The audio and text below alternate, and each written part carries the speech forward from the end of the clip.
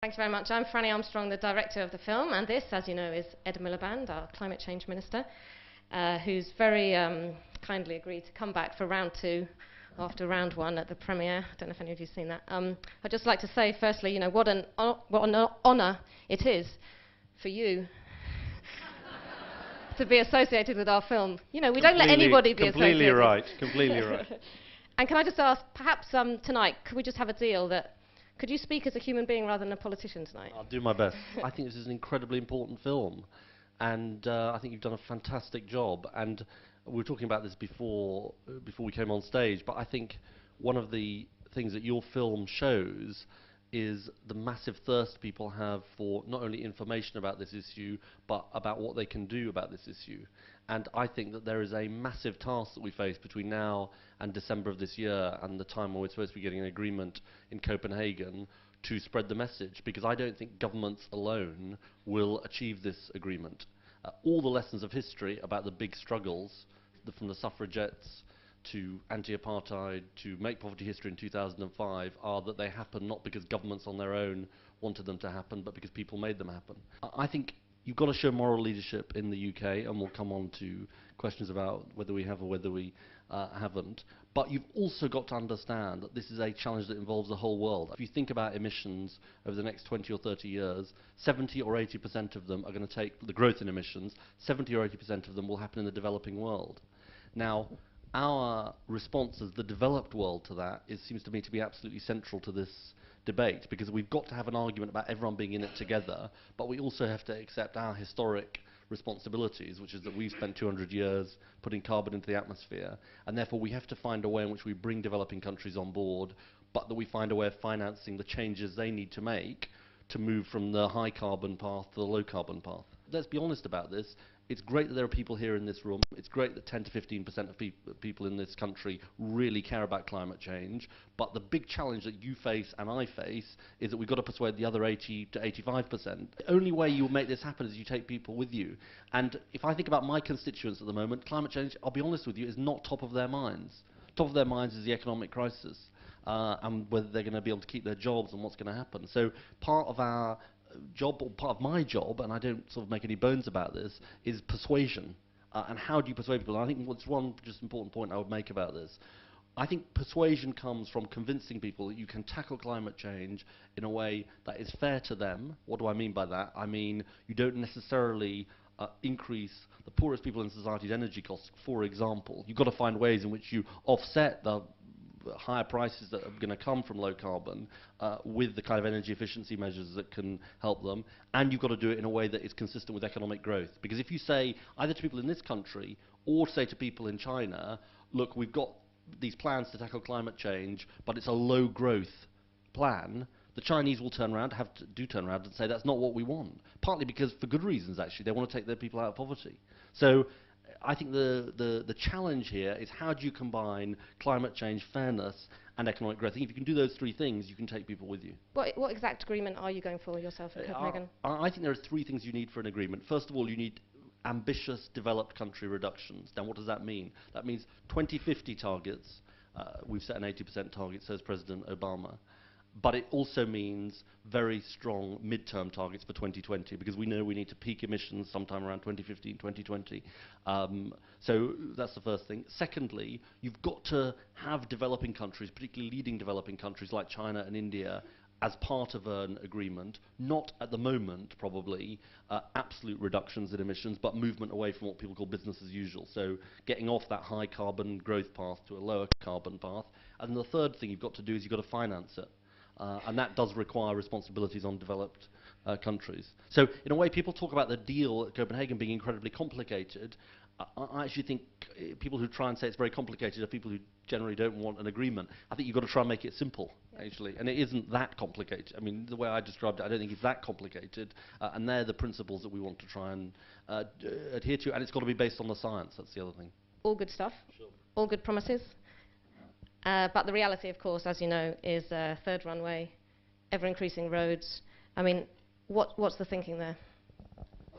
Well, look, let me deal with the issue of aviation, because the lady over there asked about it as well. I mean, the way I put it, I thought a lot about this in relation to the Heathrow decision is there's one position that says we should freeze flying where it is at the moment, right? Now, the passenger forecasts that we have show that even after the recession, even with a price on aviation, and we're putting a price on carbon in aviation for the first time in the EU emissions trading scheme. Very important, sounds technical, but there will be a price on aviation emissions, so that if companies go above the cap that is imposed, they will have to pay a price for that in terms of the carbon emissions. So there's one position that says we should just freeze flying where it is, but the world is getting closer together, it's not getting further apart.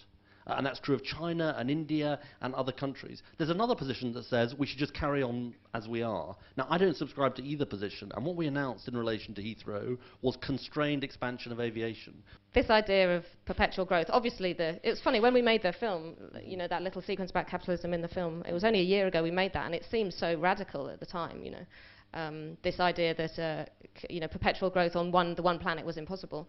But obviously since then it's imploded on itself anyway. So do you think we can carry on with capitalism? Do you think are the two things fundamentally incompatible?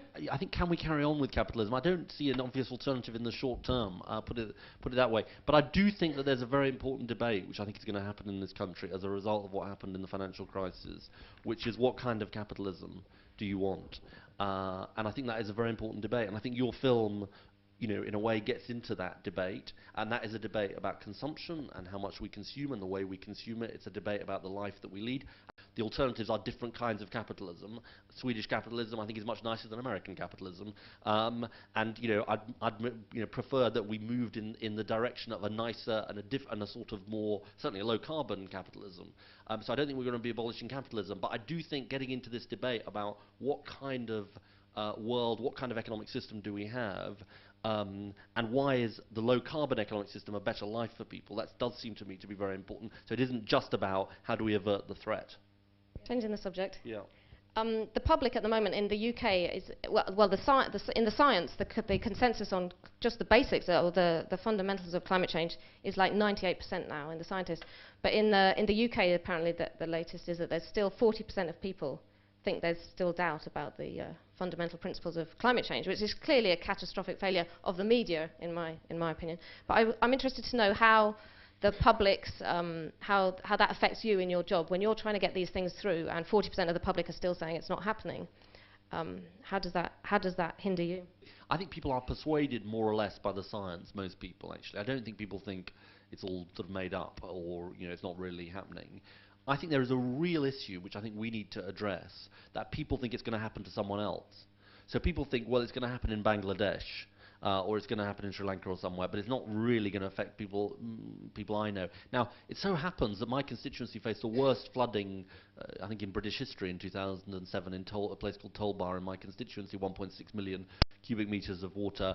And, you know, that was, for me, a shocking preview of kind of if we don't tackle the problem. We need to do better at persuading people that it will affect them or their kids or their grandkids. It's not just going to happen to someone else. And we've got to persuade people that there are things that they can do to make a difference. Because actually, otherwise it becomes very disempowering. That's why I've said, and people have sort of done this in a way, I've said there does need to be a much bigger global campaign around this issue, because I think partly because it gives people a sense that, and this is why your film is important, there's something that can be done. I can make a difference to this, because a disempowering message is a disaster in my view. Hi, this is a question about regulation. The film showed about wind farms. One of the big issues is that about 8 gigawatts of wind turbines is waiting in planning permission. I spoke to people at Scout Moor, which is the biggest wind farm in England. 70% of the people there locally were actually in favour of the wind farm. So there's a small group of people who are actually blocking it. During the wartime, I think there is an analogy with war, we didn't allow people to sort of decide not to prevent windows being blanked out because of the view. Why are we letting people stop doing this kind of thing?